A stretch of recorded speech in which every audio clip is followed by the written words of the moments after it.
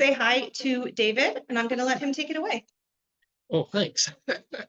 Okay, well, thank you very much, Lauren. I really appreciate Hackforge and taking the leadership and initiating the sessions and getting people to think about what accessibility really is. Global Accessibility Day was started about 3 years ago by a couple of people down in the US, and it's really taken off. Countries around the world are all connecting on this day to share what kind of things they're doing. And, you know, with the advancement of technology, with the wearables and home system, everything being connected, that it's quite amazing, the innovation, how it improves the lives of a lot of people. So one of the things is accessibility. It has a lot of different understanding definitions, and I like to say that accessibility is really just a measurement of productivity, and productivity defines usability. So, you know, productivity means that users, employees, and customers, they like to get things done, like to be, and accessibility is the key to that. So today is Global Accessibility Awareness Day, and in 2017, Canada set up a National Accessibility Awareness Week. And so I hope you take advantage of that week. The last week of May, Soundforge is going to be hosting all kinds of events for us to learn about the different aspects of diversity, inclusion, and accessibility. And as Lauren said earlier in our meeting there, that you can go online. Where is it? Sorry, I pressed the wrong key here.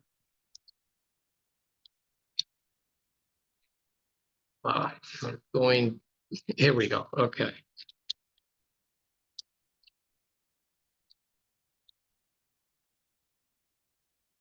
Yeah, so one of the conditions of the AODA is that people and organizations make presentation and documents accessible to everybody.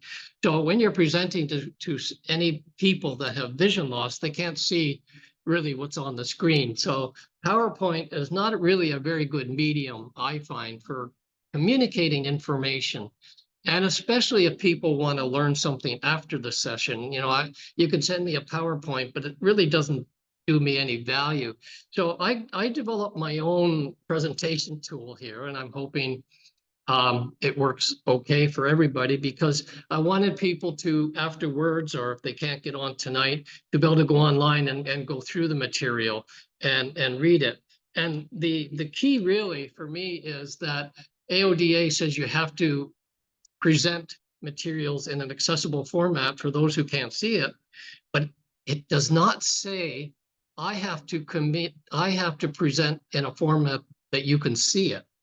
So, I expect you to give me material that I can access. So I tried to make a presentation tool here that is both accessible to people that can't see it, but also very visual. So people who are looking at the screen can actually see what's happening. So I hope that for those of you who are photon dependent, that the screens go well for you. And I don't expect you to read everything on the screen, but there is content here that you can go back to. And so let's look at the big picture. You know, let's get some background here. The first thing that we need to consider is prosperity. What is it? Everybody wants to prosper. Our investors want to invest in companies that are going to prosper. And prosperity in Canada is really driven by a demand economy that's framework around our democratic system and fueled by capitalism. Now, that capitalism really depends on the values that people accept and the morals that companies present, because as we know, there is a disparity with prosperity in Canada.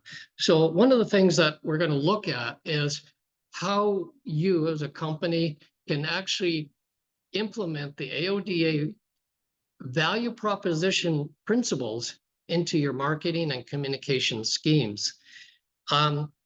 You know, the question is does your organization market to what people want, or does it market to what people need?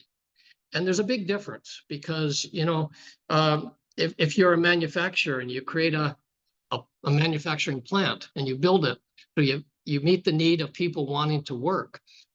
But if there's no washrooms in the building, you fail to meet an important need that people have. So it's important to understand the needs and the wants that people have. And we're going to look at the 4 principles.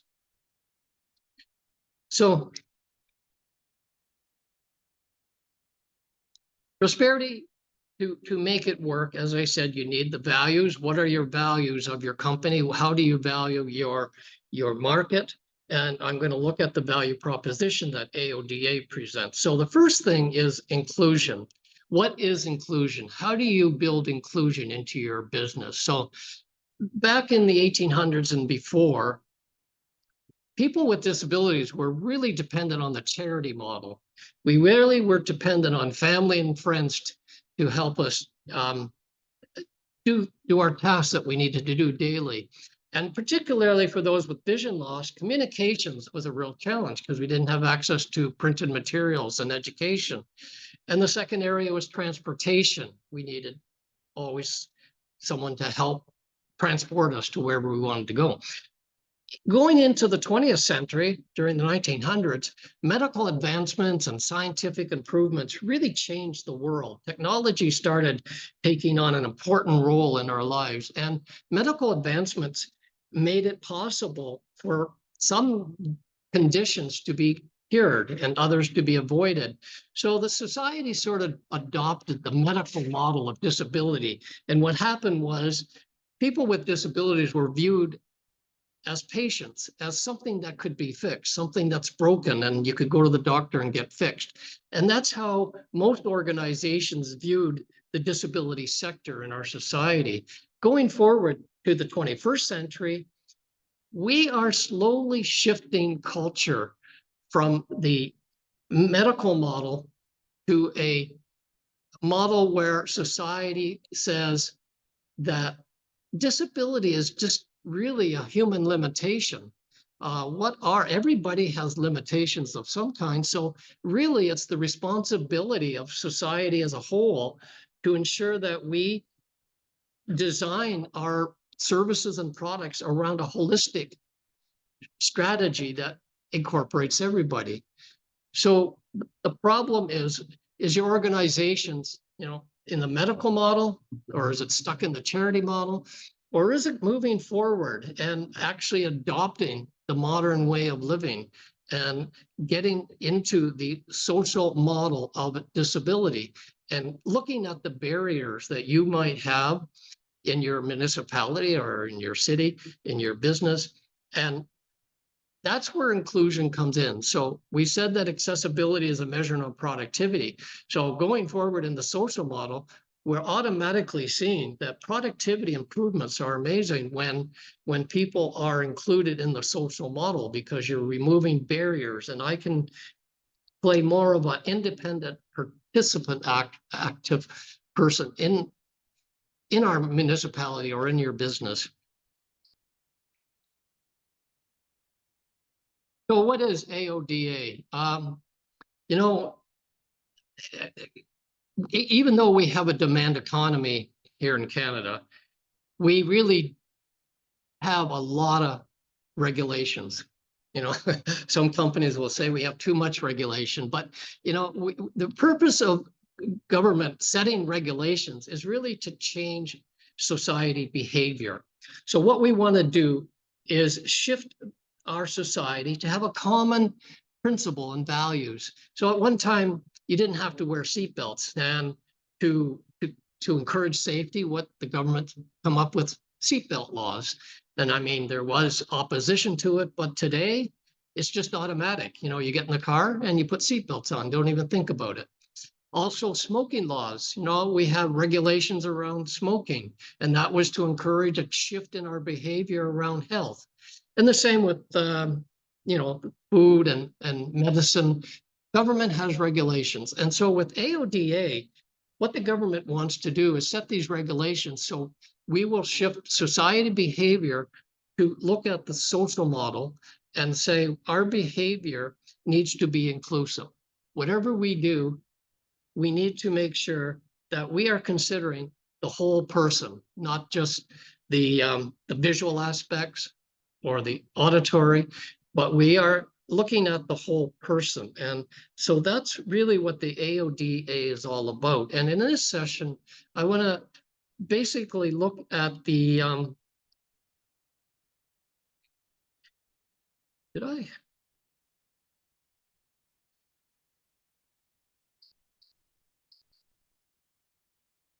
Yeah, I skipped over. I was so excited about this presentation. I'm going to go back because I'm sorry. I think I did not. No, I did that. Yes. Okay.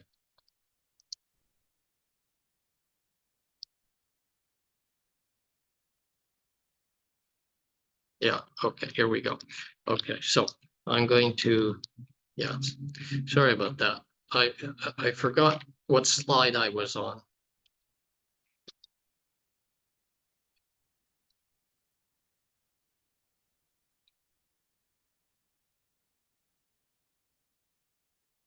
Okay. Did I? Sorry about that. Oh.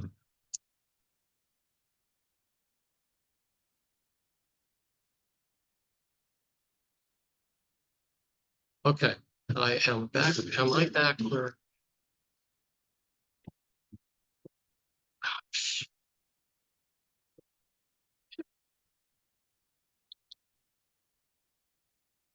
I am totally lost. Come on, computer. My computer. What's it? Oh no, don't tell me. Locking. My computer is locking up on me. Don't do this to me. Okay. Here we go. Where am I now?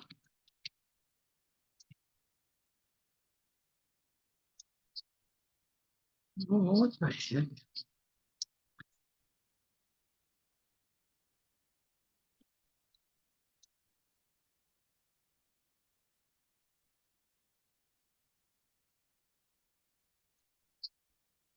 Oh, why is it down? Visually, we see slide 3.9 on screen. So the slides that David is running are going to the TV, and I'm running the slides that are going into Zoom. So what you're seeing, Steve, is not the same issues that David's having here. But David, is there anything I can do to help Understood. you? I don't know what happened. What happened here? Oh, now you're back on the slideshow. Oh, am I? Yep. Yep, you had opened a link, so you were on. Oh, okay. Here we go. Now, where was I? I was back here. So, that's the problem with technology. You know, there's so much connectivity and everything here. Okay, okay, we talked about prosperity. I talked about inclusion. Okay, now we are AODA. So I talked about the regulations. Okay, here we go. Sorry about that. Okay, sorry about that. Okay, I'm back on track. So we talked about the prosperity, the inclusion, and the purpose of regulations. Let's bring it down to our own community, Windsor and Ontario. So Ontario is really the most populous province in Canada. And, you know, between 15, 16 million people. And the population within Ontario, about 15% have a significant disability, which means about 1 out of 5. Now, if you include aging people, if you include people that wear eyeglasses, or you include people that have, you know, mental health, that increases significantly. So there's a wide range of reasons why population need to be considered in a social model. Out of that 15% of disabilities in Ontario, about 20% of that have vision loss. So typically, vision loss population is a minority within the disability group itself. And the Ontario really has a significant part of the Canadian GDP. About 38% of our GDP comes from the Canadian economics. And although 28% of our companies in Canada are small and medium-sized businesses, 74% have less than 10 employees, which is quite interesting and amazing. And out of that small and medium-sized business, only 0.5 actually are owned by a person with disability. So we have to ask, why is there such a small percentage of companies owned by people with disabilities? And finally, unemployment, typically is around 6%. For people with disabilities in Ontario, it's up around 22%. And for those with vision loss, it's up above 72%. And here again, we have to ask, why is the unemployment rate so high in Ontario for those who have vision loss? And here again, we got to look at the model in which you're following, because as I said, 98% is small and medium size, which means only 2% of our economy is controlled by large corporations. However, if you look at who's controlling the marketing narrative, they say about 85% of the market is controlled by 4 or 5 major banks for the financial institutions. In travel, air travel, 2 or 3 major airlines control the marketing narrative. In our telecommunications, only 2 or 3 major corporations control the marketing narrative for telecommunications. But when you come to the disability community, typically 100% of the narrative is told by national organizations, which is one reason why a lot of our organizations in Ontario, especially our municipalities, are stuck in the charitable mode, the model of charity. We have a situation where in Canada, typically national organizations give you the information you want about disabilities, and particularly those with vision loss. Now, whether that's good or bad, that's up to you to decide. But that's the way our economy is currently working. Now, I am moving on here, if I think I can. Okay, so I'm going to look at the challenges. So what are the challenges to coming up with a model for your organization or municipalities to adopt that social model? And of course, the purpose of the Ontario regulation of AODA is to open Ontario to the global market. And the goal was to make Ontario fully inclusive by 2025 so that they can encourage tourism, they can encourage professionals to move to Canada. Whether we're going to reach that goal is questionable. So the goal for your company is to, well, three pillars. There's have a diverse employee base, have a very strong customer relationship, and a user-centric culture.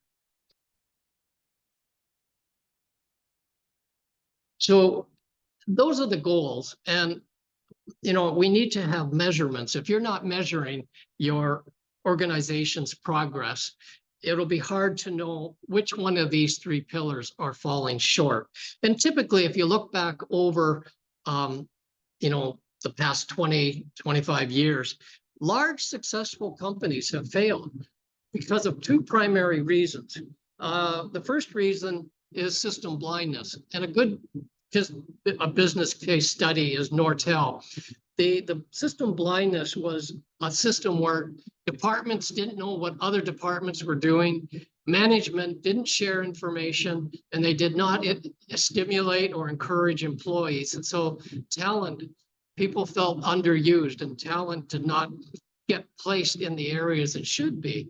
The other area is cultural arrogance. And probably if you do some business case studies, Blockbuster will come up because they had the attitude that nothing is going to replace the video store. And another one probably is RIM. BlackBerry had a growing share of the market, but I think they had some challenges with attitudes within the organization.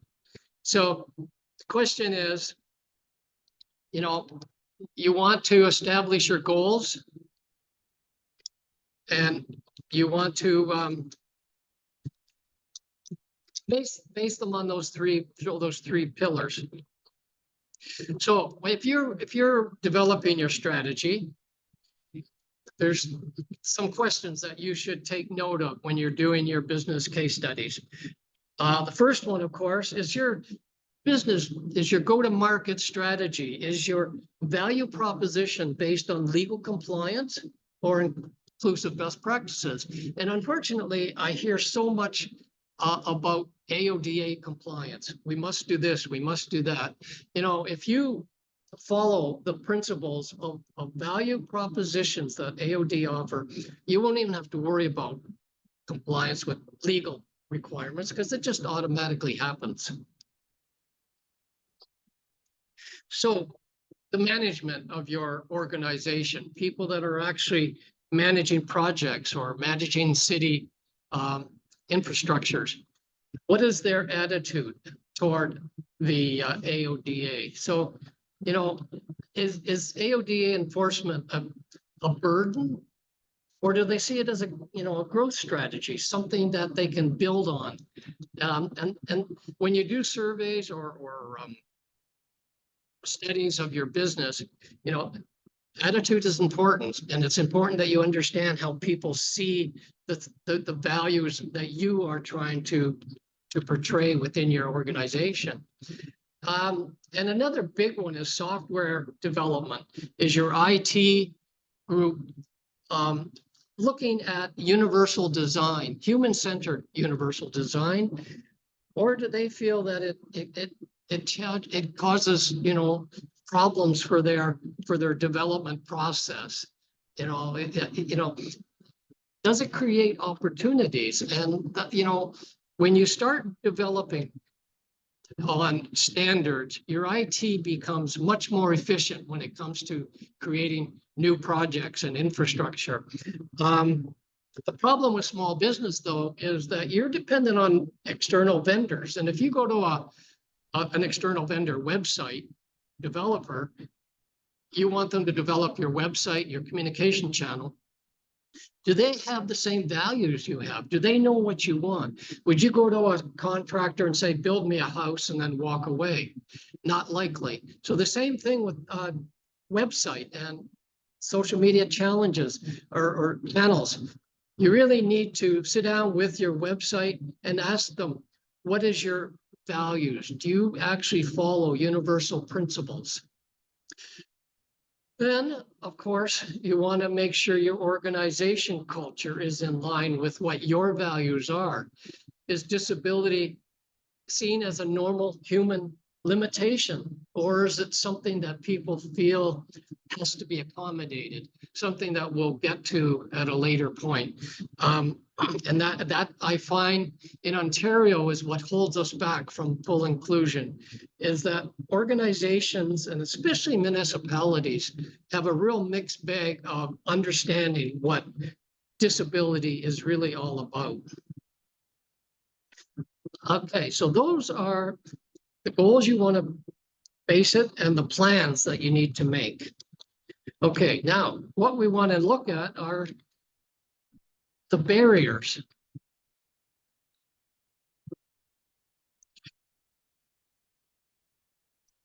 Okay, so as I said earlier,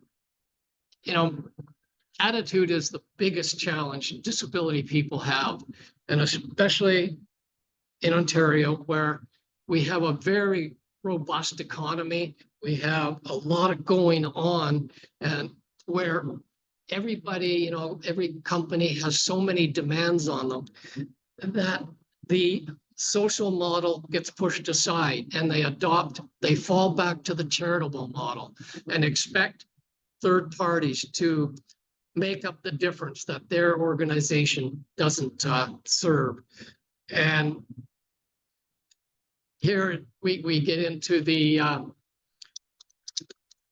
social model or yeah, so as President Jefferson said, nothing can stop the person with the right attitude, but you can't help much those that don't have a good attitude. It's just not working. The second barrier that we have is education. Education is so important, and it's important to keep up with it. Education is really an ongoing learning experience. And the AODA legislation says that all institutions that provide education, whether it's elementary, high school, university, or college, have to accommodate people with disabilities. Unfortunately, it does not say that our institutions have to teach and train our students in accessibility and inclusion. And as a result, what happens, we have students graduating from university who have no idea what a screen reader is. Young business leaders coming out of business school, having a little bit of idea AODA is, but they have no idea what the value proposition principles are. So they start off right away, as soon as they're out of the university, they set up a business. Right away, they're creating new barriers that we have to deal with. So one of the challenges we have that we have to somehow get our education institutions on board and start training our future leaders in what accessibility really is all about. Okay, now okay, so we're still doing good with time. Okay, so I'm going to go into the 4 principles now, and if there's any questions as we go through these, let me know. I am, just so people are aware, okay, I am using my presentation tool here so that you have access to it and now and later, but I'm also using the screen reader. So right now the screen reader is not being heard by you because I have it through my earbuds, but I'm also using a Braille display so I can see exactly what's going on. And as I go through this, I'm going to switch and hopefully you will be able to hear some of the videos that I want to play. So the first, here we go. Okay, the first principle is dignity. What is dignity? Well, dignity, it's a sense of pride. You're happy. You feel good, and it's very true. People will forget what you say or what you do, but they never forget how you made them feel. If I walk into your business and I am ignored by the salespeople, whatever, that feeling will stay with me. So we want to create a strategy that will give dignity to your customers. And if we want to measure it, we have to come up with a strategy that we can measure. So the measurement is going from information to knowledge. Knowledge is power. You give people knowledge, they have power, they have dignity. So what you want to do is figure out what are the challenges in going from information, which basically is just noise if I don't understand it, to knowledge, where people understand your marketing strategy, what you're trying to say to them. So you want to look at the barriers. So what are the barriers when you're building that bridge, that strategy from information knowledge? It's the delivery. How are you delivering your marketing information? Of course, it's biases, and bias is a human characteristics, and you just have to make sure that you have a unified understanding attitude within your sales and marketing. And access. Do people have access to your marketing? So the design is really based on when you're building a website or a building, you have to make the environment so it's perceivable and understandable. That's what people want. So what does that mean to your business? Basically, it's all about marketing.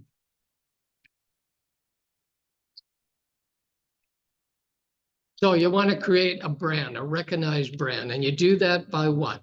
Giving people power, giving them knowledge. And how do you give them knowledge? Well, the first thing you want to do is connect with them. And you do that by getting feedback. So does your website have a feedback mechanism? Do you have access to surveys? Do you actually connect with your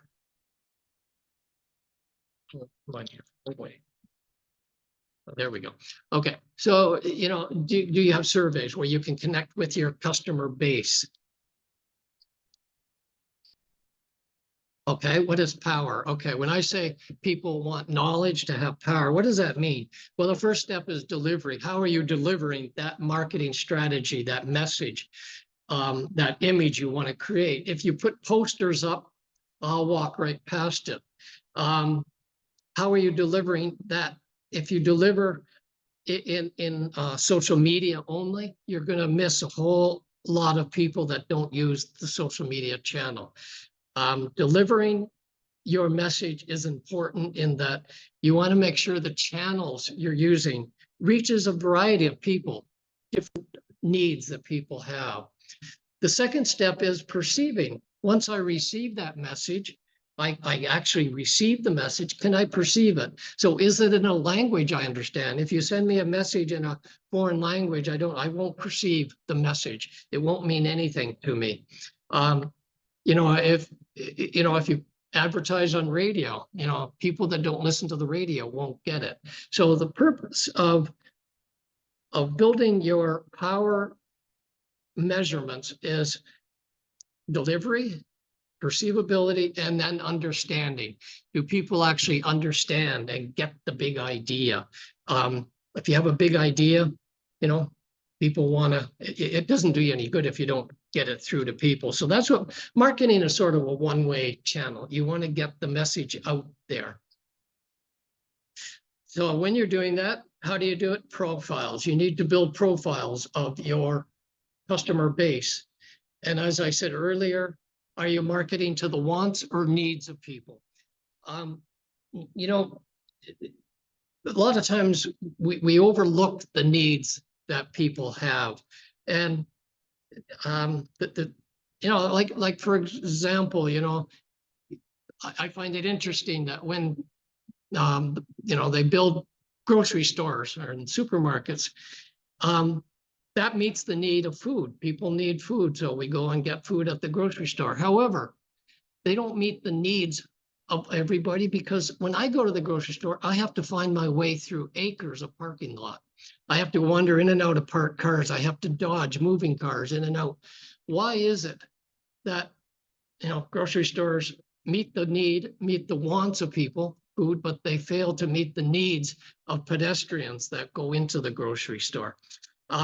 So meeting the needs is really important, that you look at not just the wants. Now, the other thing, of course, is some people use service animals, guide dogs. Some use personal aids, people. And does your establishment work with that? And the customer service of AODA will give you all kinds of guidelines on building profiles of your customer. And the formats, document formats. Are your formats in a text? Are they in a digitally accessible format? Are they visual or are they auditory? So multiple formats is. And finally, the strategies that you use. The customer service policies that you adopt. Are they easy to use? Are the policies flexible? And of course, procedures, can I follow the procedure? So, if you have a recruitment campaign, can I actually apply? Can I actually fill out the recruitment form, or can I get to the location?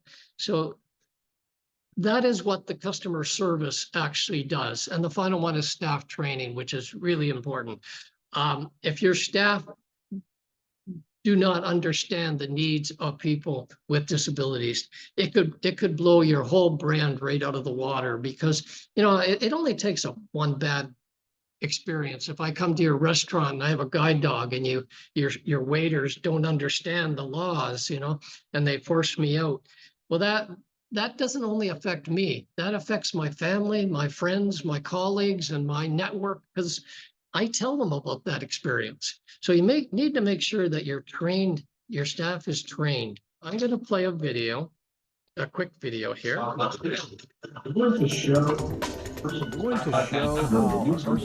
deafblind using Braille might send a text message using a Braille display and an iPhone. I happen to be using a full-size Braille display, but I wanted to demonstrate this one because it can be used also to read what's on the computer screen because it has 40 characters. I'm going to go to my text messaging area. I'm going to go to my text messaging area. I have the speech turned on for demonstration. I have the speech turned on for demonstration purposes. I'm going to compose a message. I'm going to send it to myself. I'm going to type myself. So I'm going to type J-E-R-R. I'm going to go over and select myself. I'm going to go over and select myself. Now I'm going to go to the message area. Now I'm going to go to the message area. I have to get into a special edit mode. Now I'm going to type hello.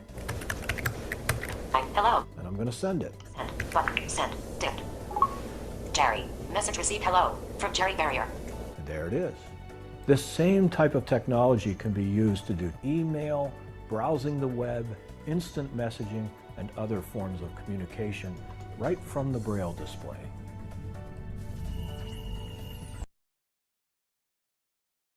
Yeah, so the point is, if you're marketing to the wants of people, you're going to only get 70% of the market. If you can reach the most hard to reach market, can you imagine trying to reach deaf blind people, and they're part of your market, they're consumers.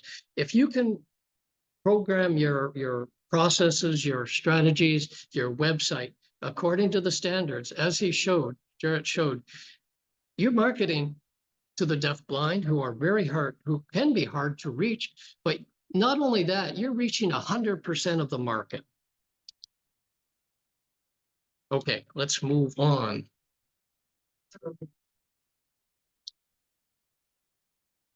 Okay, here.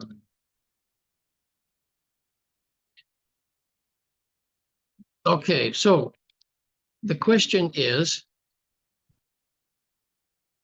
what happens after marketing? Okay, you want to actually communicate. Communication is a two-way street. So the second principle is independence. And independence, what does it do? It enables people. It enables people to be so they're not under the influence of others. They can control their own decisions. They can do things on their own. So what is the divide? What is the gap? And the gap here is going from accessibility to usability. So you can have a website that's WCAG, the Web Content Accessibility Guidelines compliant, but still not usable, because usability is the experience that people have in using the website. So, for example, you could create a great website, but were you aware that about 1 out of 8 men are colorblind? So if your buttons and your links are not contrast for the background and forward, it'll make it hard for people to shop or find things on your website.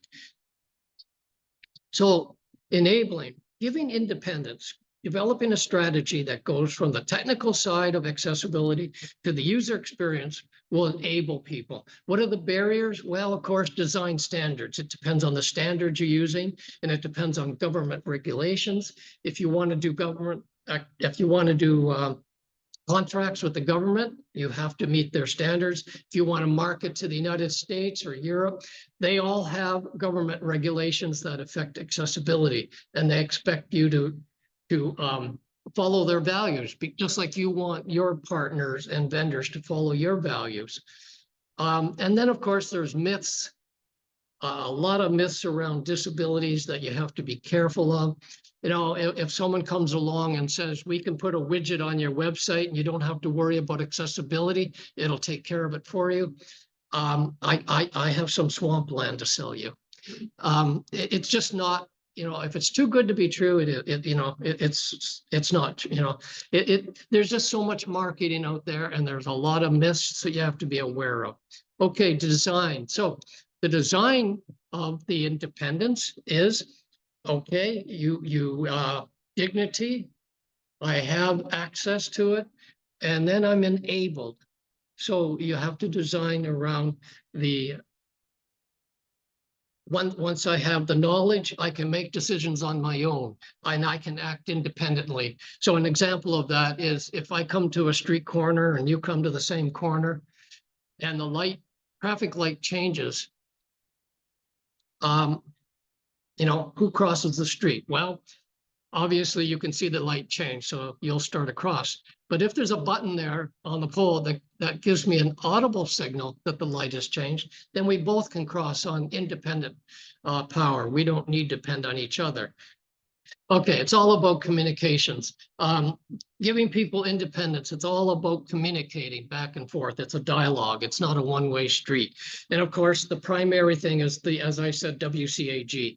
And actually, I think one of the first sessions in our last week of May here, we're going to have someone give a presentation on WCAG and creating good accessible websites. So there's 4 principles: perceivable, operable, understandable, and robust. And those have various criteria that you have to follow to meet. Enabling people means communications. So the most popular, most effective is face-to-face. Are you comfortable in face-to-face communications with people? If you're a recruiter, you're recruiting people to hire in your company. Are you comfortable with interviewing somebody that does not meet eye contact? Because blind people will not make eye contact. If you're interviewing someone in a wheelchair, do you stand? Are you comfortable standing or sitting down? Or and language. Do you feel comfortable in using terms? Like I know a lot of people that are uncomfortable saying, did you watch TV program? And they think, oh, that's not right. Yeah, of course I watch the TV program. I may not watch it the same way as you, but we both listen to it. And you don't say we listen to it, but we watch TV. So the language is also, feeling important. Written language, of course, is good for portraying, instructions and documents. Here again, you got to meet the standards so that if it's in a digital format, it can be converted. Visual information is the most common, but visual intake is not necessarily what you retain, what you understand. When you're out and about and driving, you see an awful lot of stuff that you don't even notice, that you don't really you just don't take it in because there's so much. Typically, verbal information, people learn and they retain information more from verbal input. And it's interesting that our society is becoming more and more audible, if you think about it, because more and more people are listening to audible books, more and more people are listening to podcasts, more and more people are using audible GPS in their cars. More and more people are using Siri and Alexa. So interesting enough, we are becoming more and more audible in our society. So that is how you develop the independent strategy. Now, the question is, I'm going to show a quick video here. -S home. Your website may meet accessibility technical requirements, but how usable is it? Let's have a look at this web page. Caesar, Go to the top. top of file, home. So I go to the top and I want to hear the GSC title. Hiram Walker and Sons in West Windsor, By Essex. hearing something Jameson else. Liberal Let's go to McCabe the Law. top. Top of file, home-Windsor-S. Home Windsor. Okay. Let's see if I can Stellantis navigate Tweepy by University heading. of Windsor. H. Okay. GSC Hiram Walker and Sons in West Windsor, Essex. Jameson Liberal PC cursor. Home-Windsor-Essex reg. As you see, I'm trying to navigate with headings. Welcome to the Windsor-Essex Chamber of carousel Commerce keeps heading level taking 1. my focus Miller away. Canfield Rafa Auto Group ST Clare College. So let's see if I down arrow. Can I Heading read the level 3, the content? key connector and advocate for the long-term business success of our members. GSC Hiram Walker and Sons Invest Windsor Essex Jameson Libro McTague Law And Miller if I go Canfield down Rafa arrow. Auto visited link become a member. So you see, it's Jameson very Libro difficult McTague Law. to navigate and understand Miller the page Canfield Rafa content Auto because Group of the ST Clare College. constant updating of the Stellantis carousel. Tweedy University of Windsor. Shift F9. Let's look at another page.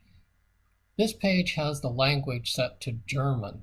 If you have a website that has multiple language content in it, then you must set the language indicator so that assistive technologies know how to pronounce the text. I'm going to go to the top. Global AL-Web Accessibility im App Store. Okay, I didn't understand that. Let's go to the heading. AL-Web Accessibility 17 Pluszeichen Heading Level 1. Now you'll notice that the content is in English. pauljadam.com Heading German. Level 2 Link. Screenshots Heading Level 2.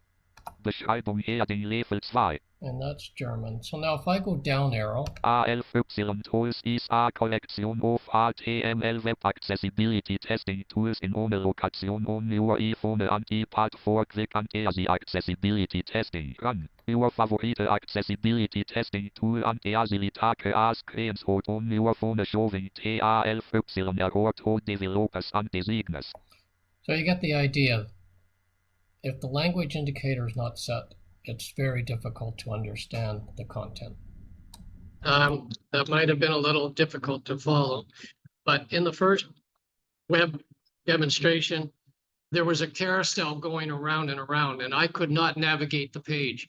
Every time I tried to go to a line, the carousel grabbed my focus and moved me somewhere else. So that website is totally unusable to people with screen readers and other assistive devices, and it fails the AODA criteria for communications.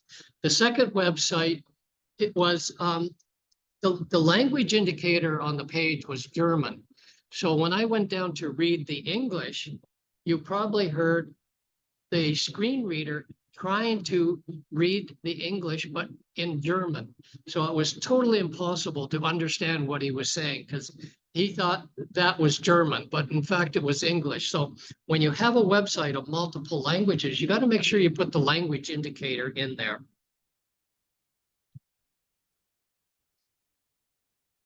Okay. The third one is integration. And this requires AODA, you go on there and you can look at the education or the employment, but you will find guidelines in using integration. So your strategy needs to go from passive to active. That's what integrates people.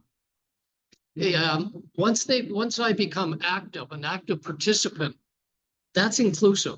I'm not included in your activities if I'm a passive participant, and that's how you assimilate. So the difference between accommodating and integrating is you accommodate somebody by providing a special service. So if you have a website and you have a report, I want to download the report, it's PDF, I can't read it, I say, I need this in accessible format. So you go off, get somebody to spend time to create an accessible format.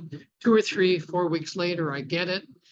And if you keep doing that over and over again, you have a productivity issue because it's not helping your staff to have to do that all the time. And it's not helping me to, because it takes so long before, by the time you get it to me, I'm not interested in the document anymore. So integration is important because if you follow standards and you make your reports and your website meet the accessibility standards, automatically I can read it. I don't have to pester you for getting an accessible format. So the barriers that you got to consider in going from passive to active is dialogues. You really have to encourage your stakeholders to engage you in the dialogue. And unfortunately, a lot of our municipalities kind of forget about the disabled community. And in Windsor, we have the Downtown Business Association trying to get investments into revitalizing the downtown. But the disabled community has not been a part of that dialogue at all. There's no evidence that people with disabilities have been included in the plans and discussions of that investment. And of course, availability and affordability is important. So if you have, say, an event like this, you put on an event for your members. Is the event available to people with disabilities? Is it accessible? Can people access it online, or can they get to the location? And is it affordable? Sometimes, if the population of people who have vision loss have 70–80% unemployment, the likelihood is that they don't have the most recent equipment. And technology is important for communicating. So you got to make sure that, people have low bandwidths even. So can people access your online if they have slower computers? So assuming you have access, assuming you can make your own decisions, assuming you're independent, you are active. You are an active participant in the activities of the community. I challenge you, the next time you have an event of your business, whether it's an announcement of a launch or a new product, look around, because if 15% of the population has a significant disability, if you have 100 people there, that means at least 15 to 20 people should have a noticeable disability. Either they have a guide dog, a white cane, a wheelchair. If you don't see anybody with a disability at your event, then you've got to question your business model. Are you still looking and using the charity model, or is your company progressing to the social model? And the biggest challenge is in procurement. Yeah, we live in a time where things change rapidly. And over the last 15–20 years, organizations have been going through infrastructure changes constantly. And that's difficult for small and medium-sized businesses, particularly. So what you need to consider is, when you're developing your infrastructure, what tools are you using? For example, if you hire me to work in your company and I'm a fantastic employer, I have high productivity, and then all of a sudden someone in the company makes a decision to implement a new human resource tool. The next day I come to you as my manager and I say, I can't do my job now because I can't access the project logs. I can't access my vacation planner. I can't access the network because the human resource tool that you implemented, you put in, is not friendly. It's not screen reader. The assistive devices can't use it. And you say, oh, well, somebody in our procurement department made that decision. I had nothing to do with it. And that's a problem, because so many people who have disabilities are in a position where they have a job and then all of a sudden they're out of work because something changed and somebody didn't make the they didn't make the connection. So you have to make you have to get your staff to understand that procurement, no matter what you implement, it is so important that it meets the standards that your company provides.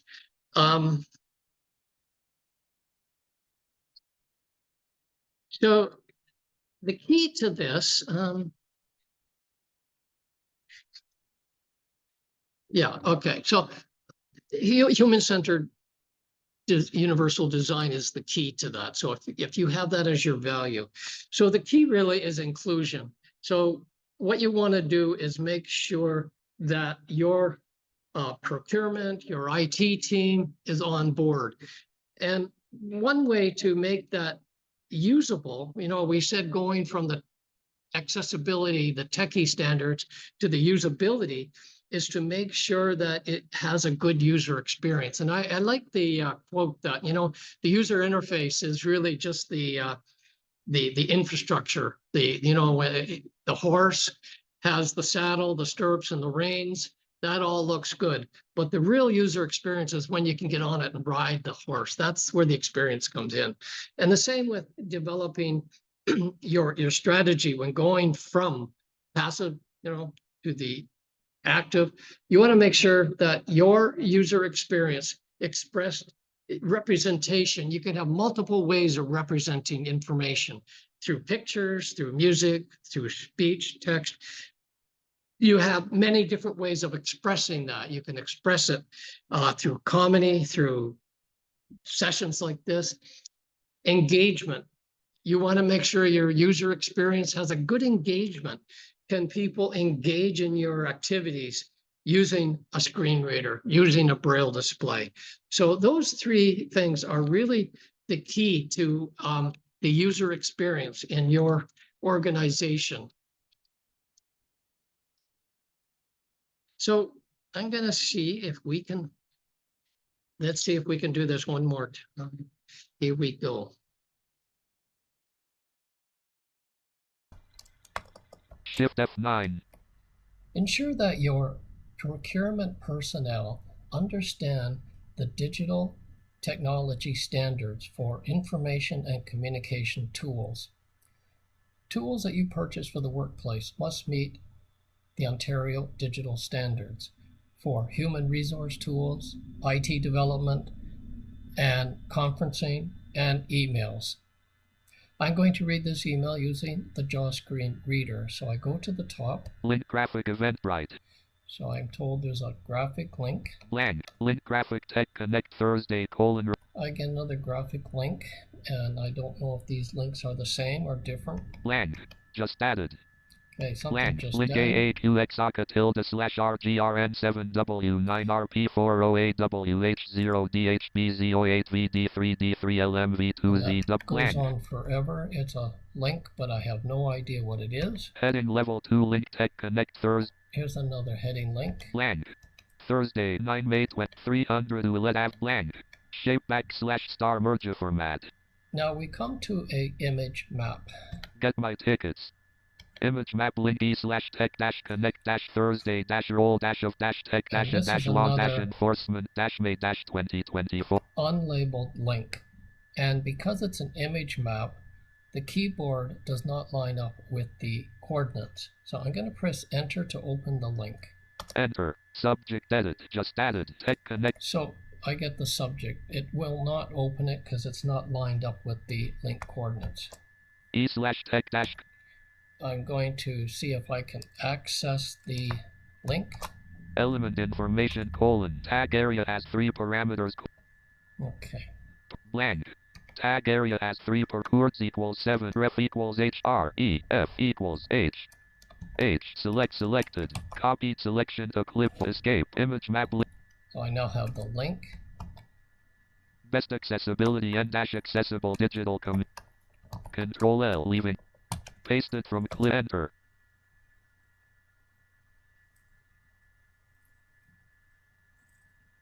Tech Connect Thursday : roll of tech and law enforcement May 20 list of 3 items. Tech Connect Thursday : roll.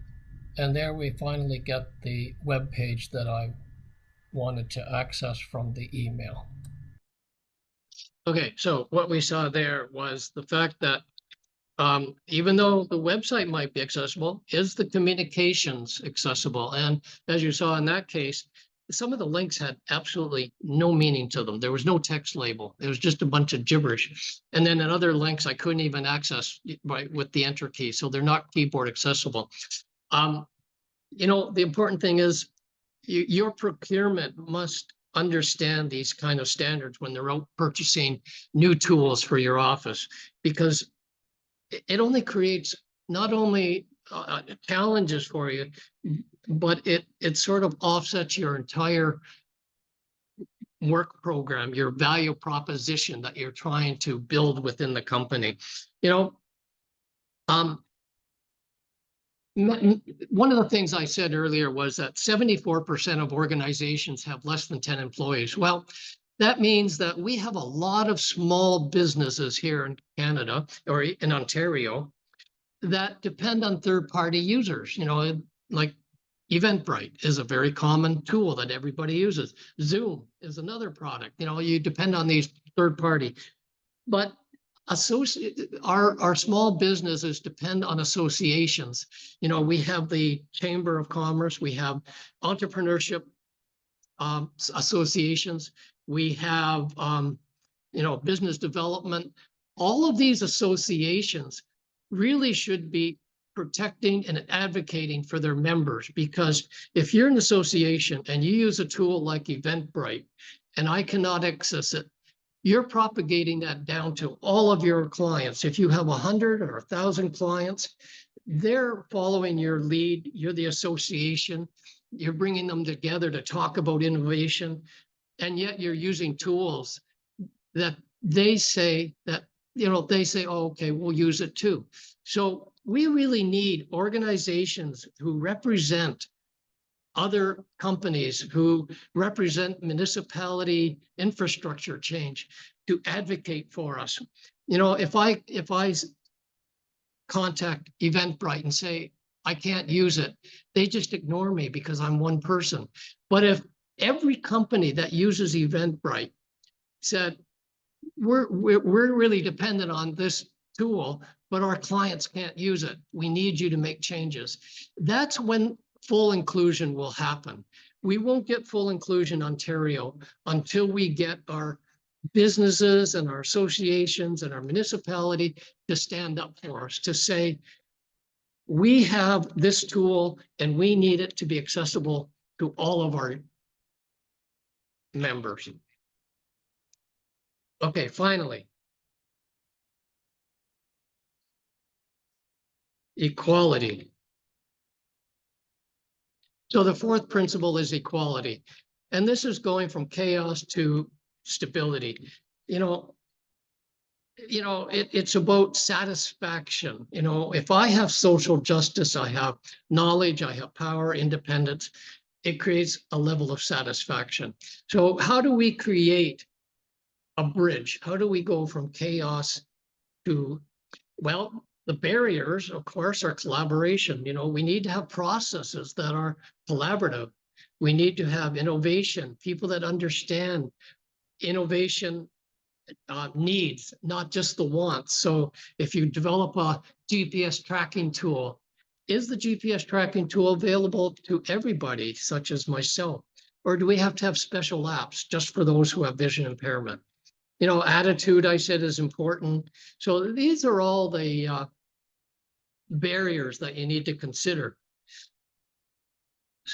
So in your design, really, there's two things. You need to pay attention to the global trends, both innovation technology and human rights, because since the 70s, the 60s, the civil rights movement, human rights charters have been and regulations have been coming up all around the world. In 1991, the US came up with the Americans with Disabilities Act. 2005, Ontario came up with the standards. In 2019, Canada came up with the Accessibility Act, which is now being implemented. So right around the world, we're seeing human rights. And the problem we have in high-tech centers like Windsor that wants to be recognized as a high-tech, innovative place is the human element. Quite often we talk about innovation, we talk about the great technology we're producing, but where is the human element? Are we really considering the needs and what people need in that? What's happening over the last 10, 15 years, unfortunately, is that because of chaos in the business world with IT structures changing constantly, we have a situation where, the leaders, the president, executives say, we're an inclusive company. We believe in diversity. But something changes and I come to my manager and say, I can no longer use the tool. And the manager scratches their head and say, well, I don't know. I don't have the resources to fix it. I don't have the training. I don't have the understanding of what to do. And what happens is because there's so much pressure in the business world, a lot of people with disabilities are forced to sign a non-disclosure agreement. They're handed a fistful of cash and shown the door. And that resolves the problem for that company, but it does not resolve the problem for employment. And that's why we have such a high rate of unemployment, because we still have organizations in Ontario and municipalities focused on the charity model, thinking, well, we can't solve our problem today, you know, maybe later, maybe a charitable organization can help you. And so that is the challenge that I present to our local businesses and municipality, is to move out of that charity model. And when there's a challenge of infrastructure changes, solve it, you know, find a solution, take time to get the resources, get the training. So stability is really all about productivity. And as I said, accessibility is a measurement of productivity. And of course, you measure your progress through inclusion and the level of communication. And as I said, you know, really our big challenge right now in Ontario is closing that gap between management and executive understanding of what accessibility is. You know, we can talk about diversity, inclusion, but do we implement it? And we need to close the gap, because management and frontline staff that deal with the issues need to have the resources, they need to have the training. And again, we see the challenge that our municipalities, our business associations are not helping our small and medium-sized businesses to deal with this. We need our associations to advocate on behalf of our small business owners, to go to the government and say, these businesses need resources. We need training. We need to be able to deal with it. You want our companies, our small businesses to meet the needs of people with disabilities, then we need finance funding. We need resources and we need training. So I encourage our local community to get on board and start dealing with the real issue. And advocate for your members, advocate for the disabilities, because that's the only way we get inclusion. And finally, talent. You know, I hear so much that, you know, we can't find the talent. Well, if your recruitment process is not accessible, you're not going to get people with disabilities. And unfortunately, there is a hidden talent pool within the disability community. You know, if you set up the standards, you set your value proposition according to the 4 principles of the AODA, you know, you will find amazing talent hidden in those market areas, those sectors that you're not reaching. Yeah, so I'm going to go to the last video here. You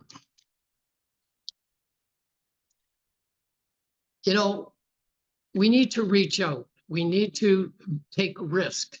And this is what I say to people with people with disabilities. You know, quite often they're afraid to disclose their disability. Quite often they're afraid to step out and go to a conference or go to a recruitment center, because they know what's going to happen. It's going to be disappointment. So I like to say, you know, we need to take risks. We need to reach out to people. Okay, let's see if we can one more time.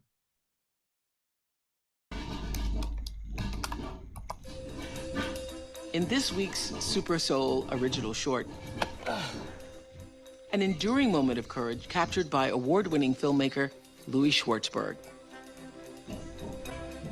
Louis filmed renowned mountain climber Eric Weinmayer while he trained to become the first blind person to summit Mount Everest.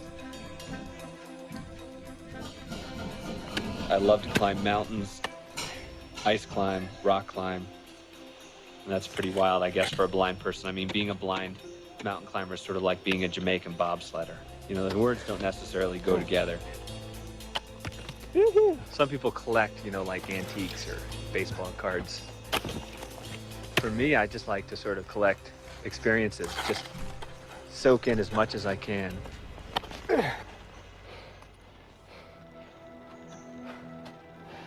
When I'm climbing, the scariest part is when I'm reaching out and I'm not exactly sure what I'm going to find. I mean, I'm hoping and praying and predicting I'm going to find what I'm looking for, but I think sometimes that fear of reaching out into the unknown paralyzes people to the point where they just decide not to reach out at all. And for me, all the great things that have ever come to me have come through reaching out into that unknown.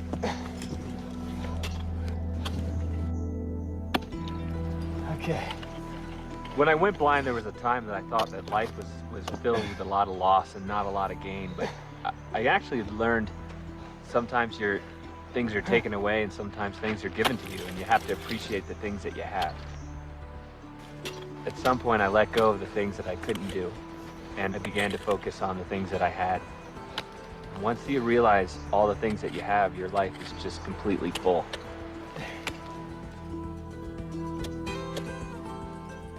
Eric reached the goal and became the first blind mountaineer to top Mount Everest.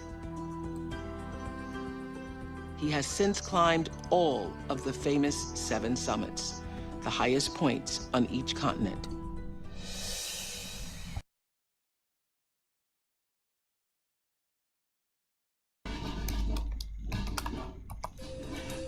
So In this week's Super Soul original it's short, amazing what people achieve. an enduring moment of courage You know, captured my by award-winning experiences when I filmmaker look back are Louis all Schwartzberg.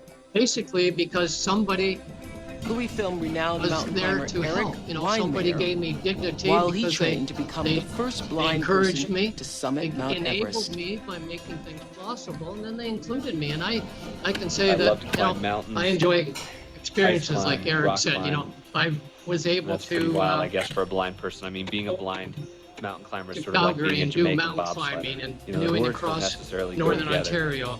I enjoyed those experiences, Some people but only collect, you know, like because antiques or there baseball were cards. people that For understood me, I just like to sort of collect not only the experiences, want, just I wanted to do those soak things, in but as the much need. as I You know, can. what does it take to make it possible? And so I'd like to encourage When I'm climbing, our the scariest local part is when I'm community to reaching out. think about how we can connect together, how we can work together to understand what needs are to make our community fully inclusive. And I appreciate Hackforge and taking the initiative and the leadership in setting up the sessions. And I encourage you to take in the sessions that are coming up in the following week, because the purpose of them is to celebrate the national accessibility awareness across Canada, where we're celebrating our successes. And the question is, what successes do we have in Windsor? I'm sure we must have initiatives where barriers have been broken down. And I'm reaching out and hoping that we can establish a community where we can dialogue and meet the needs of the community of people with disability. I'm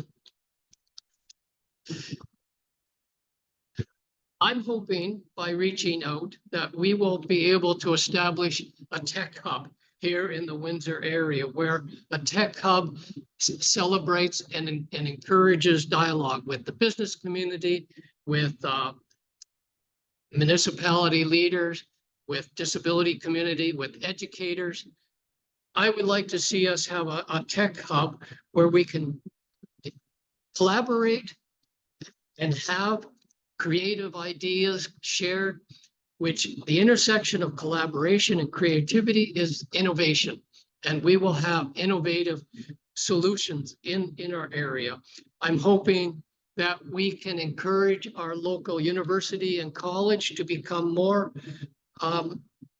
participant in teaching accessibility, in teaching not just that AOD exists, but that there are value propositions that our business leaders need to know, and teaching the user experience, not just teaching computer science students the technical requirements of programming, but having an opportunity to come somewhere where they can see what a Braille display is, how people use a screen reader, and so on. So Lauren, I thank you for this opportunity, and I pass it off to you for any questions that we might have. Thank you so much, David. I'm just going to change the view on the camera real quick so that we can see everybody in here. There we go. So you mentioned at the end there, giving everybody the opportunity to experience screen readers, Braille displays, things like that. You have an event coming up during our Accessibility Week series where you're going to be talking a little bit more in depth about some of these tools, correct? Yes. Yes. Do you remember the day of that one? Well, I know Friday night, I think, Salma and I are going to talk about innovation. So we're going to be talking about ideas on developing, innovative ideas that help people do the task and live in a community together. So we have all kinds of things like wearables now that can communicate various things around us and health issues. And we have guidance tools, GPS. So we're going to be talking about innovation at that time. Monday, I think we have somebody that's going to be talking about website development. And then, of course, you have some other things talking about enablement, enablism, and of course, then we have our panel. Yes, yeah, we've got quite a few events coming up. So I imagine that everybody who has made it to the event tonight is already familiar with some of these, but in case you're not, I will put the link to our website in the chat. It's hackf.org, pretty easy. Go to the events page and there will be a list of everything that we've got coming up later on this month. So the event that David was talking about that him and Sam are going to be running is on Friday, May 31st. It runs from 6 to 8 p.m. We'll be doing it exactly like tonight where we're streaming it on Zoom and also posting it in person here at Assisted Living Southwestern Ontario. So David, while you were talking, Steve had a comment about your, let me find it, scroll, comment about your slide software. He said it's a very clear interface, and since it is in HTML, it is definitely multi-platform accessible. Yeah, cool. I'm glad to hear that. Yeah, that's one of the biggest challenges we have when we attend conferences and speaking engagements is we don't often get a chance to participate because a lot of the presentation material is not accessible. Quite often the presenter will have a PowerPoint presentation and they point to things. They'll say this goes here and that goes there, and it means nothing to us who don't see what he's doing. That makes sense. So for our folks who are joining us online, Steve, Naraya, Rashini, if you have any questions, you can feel free to put them in the chat, or you can unmute yourself and ask out loud. That's fine too. And Doug's got a question over here in the room. Definitely do. David, thank you so much for this presentation. It was really eye-opening for me. I make software. I write web pages, and frankly, when I watched the video of you trying to navigate what probably looks like a perfectly normal email to me, I was horrified by that. That's not a user experience I would want anybody to have. So when we build applications, we have simulators for different cell phones so that we can see what it looks like on different phones, tablets. We can test different browsers. Are there simulators that the developer can access that would allow them to see how their web page or application would work with the screen? Well, there are automated tools. You can go on the web and search out. I think, WebAIM has a very good wave tool. Lighthouse, I think Google has Lighthouse. These tools will go through and check out the technical requirements, the criteria, like check boxes and buttons and colors. The problem is the automated tools will only capture about 20 to 30% of accessibility issues because a lot of the issues are user experience. And what you really need to do when you're developing is your development team should really have an accessibility specialist, someone that you can call on when you're doing testing. companies have, they have accountants, they have project managers, accessibility specialist is just one more specialty that you need. And if you invest in that at the beginning, when you first start designing, it will save you a lot of headaches, a lot of time, and a lot of cost, because I'm sure you know what it's like to have to rewrite and redesign a website. Thank you. So you did have two people come in during your presentations. We've got Doug and Jessica who are sitting across the table from us there. They've looked pretty impressed the whole time. I see. That's great. Thanks, David. So I have a question for you that's like maybe a little bit less serious, but are you able to change the voice on your screen reader? Yes. Yeah. The screen reader, there's a number of different screen readers, and I'm going to show this in our innovation center session. The screen reader is like a spyware, really, on your computer. What it does is it sits in the background, and what it does is it tells me everything that's coming up on the screen, and it tells me everything that's being typed on the keyboard.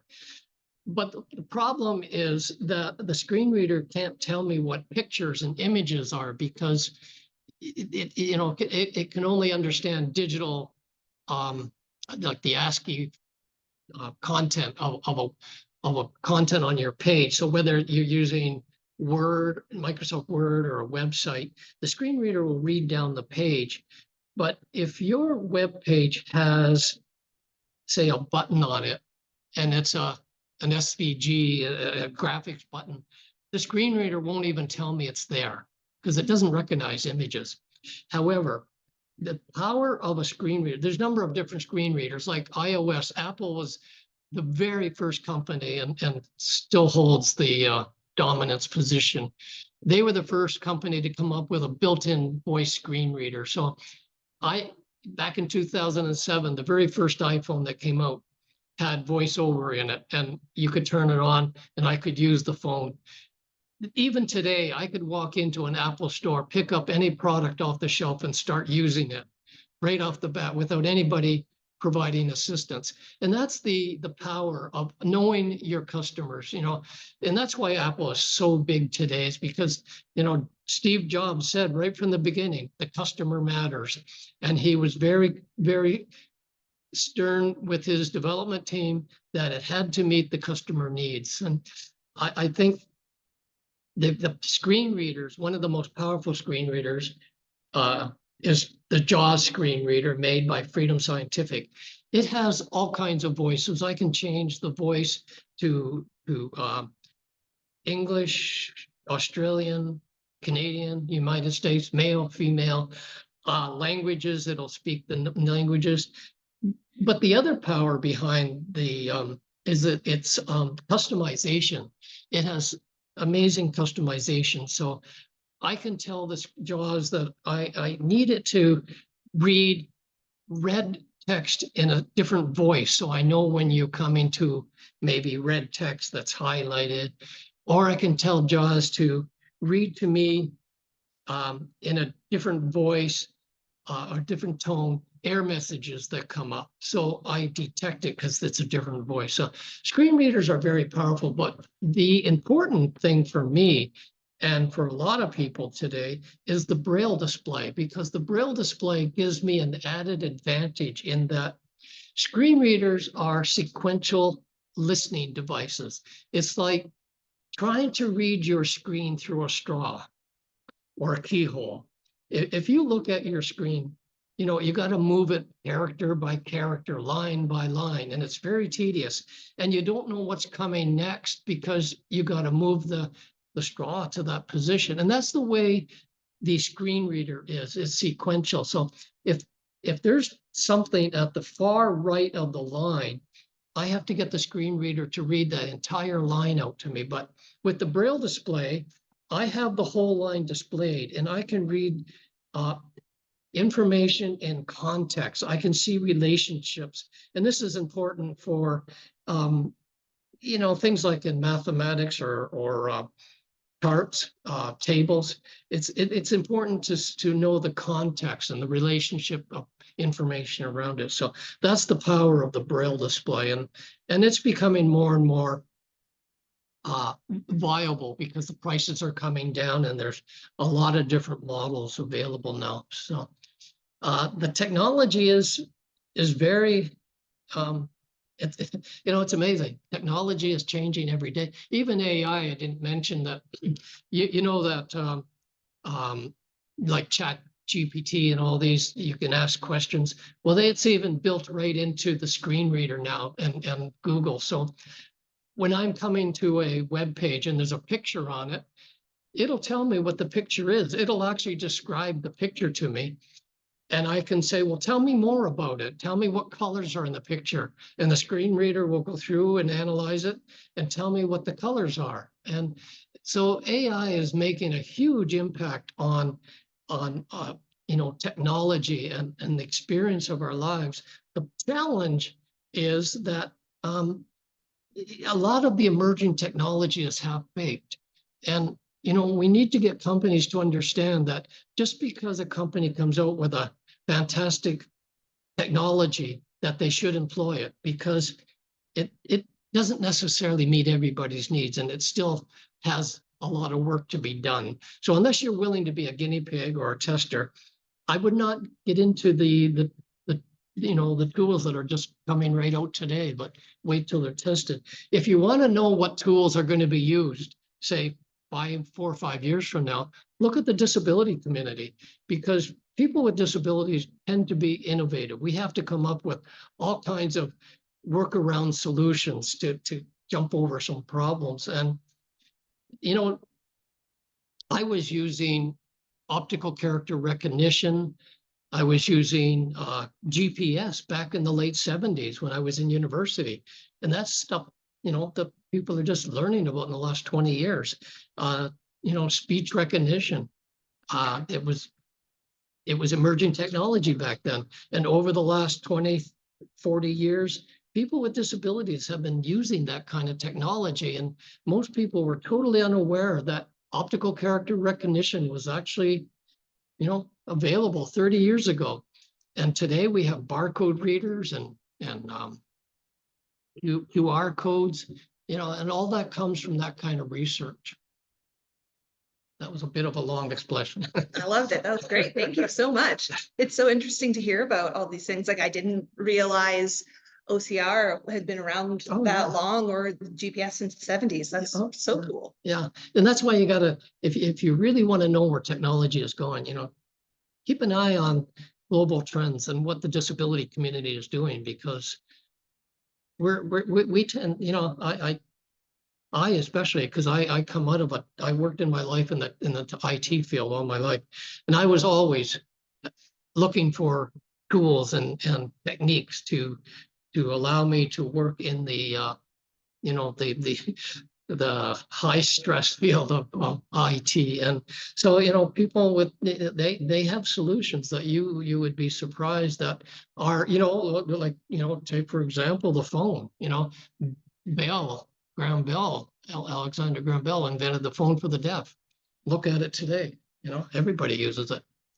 True. All right, so I'm putting out the last call for questions now then. Anybody in the room or online, if you've got any last questions for David, you can ask them now. But he is also doing another event on the 31st. So that's an opportunity to ask him some questions there. And I think you're going to be joining in person maybe, or at least through Zoom for some of the other events we have going on at the end of the month, right? Yeah, I'm going to try and get out to most of them. Nice. But I am available. It's easy to find me on the website. Just go to your browser and type david.best and I will come up. I'm easy to find. If you're looking for an accessibility specialist to help you guide through your principles, I encourage you to go to the different sessions, because as I said, the value propositions of the AODA really can make a difference. And those companies that understand those value propositions are the ones that are going to be leaders in Ontario. Lovely. Well, thank you so much, David. This was an excellent session, and I'm very glad we were able to do this. So thank you, everyone who tuned in. Hope you all have a great night, and hope to see you out again at some more of our upcoming events. Steve, who's actually hanging out in the chat somewhere there, he's got an event coming up on the 26th. So if you want to Yes, hear we do. Steve's 26th. take on AODA and practical advice related to it, then you should check out that one. So hopefully we'll see you then, and I hope everyone has a great night. Cool. Thank you. Bye.